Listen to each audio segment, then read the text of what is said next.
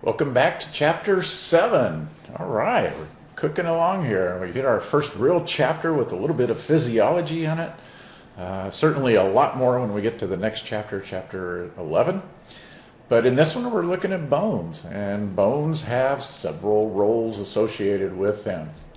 And the first one is support. Obviously, we wouldn't be anything but a blob if we didn't have our skeletal system to support us, right? There was a Family Guy episode a few years ago that had him without bones, and he was just a blob. So think of that when you try to think of a function for the skeletal system.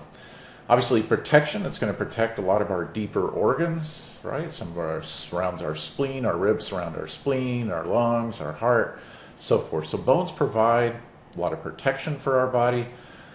They work in association with skeletal muscle for us to be able to move. We're going to see that because they store calcium and phosphorus, that they're very important in mineral homeostasis. And finally, this is where we do blood cell production. So we're going to talk about that. Remember back when we classified blood as a connective tissue. Why? One of the big reasons was it's manufactured within the bones. Finally, triglyceride storage. This is a special little story, and we'll talk about that here in a video or two.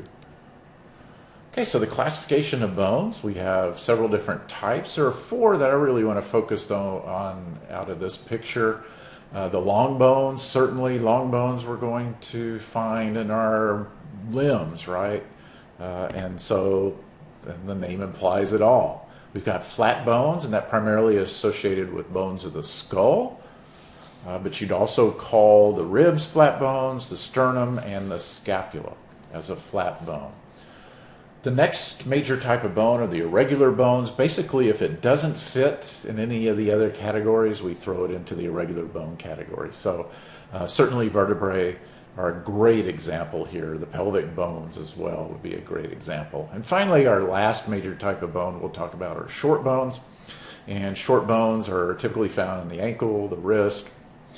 The other 2 types you see here, sutural and sesamoid bones, differ widely in humans and in locations. Sesamoid bones can occur in the hands and feet. Of course, the primary one is the patella, but we'll focus on the 4 major types of bones first.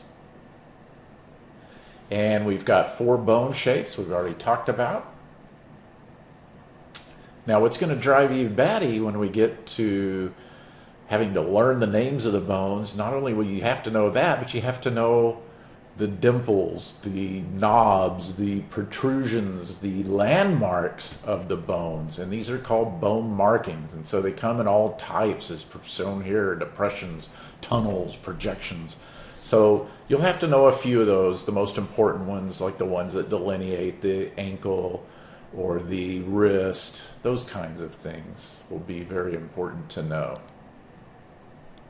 What are the general features of the bones? Well, we've got what's called spongy bone, always the first bone produced, and I'll mention this several times in these videos. Spongy bone is always the first, whether you're growing as an embryo or you're having repair of bones as an adult. Your spongy bone will be laid down first, and then cells of the bone will restructure it into compact bone.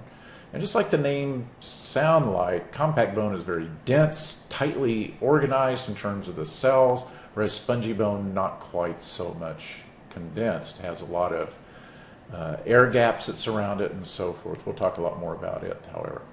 Bone has articular cartilage. This is a remnant of bones production during embryogenesis. More about that as well.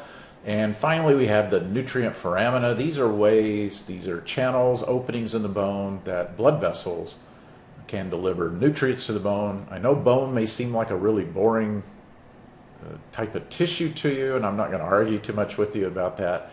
But nonetheless, it's a very dynamic tissue. So lots going on with bone.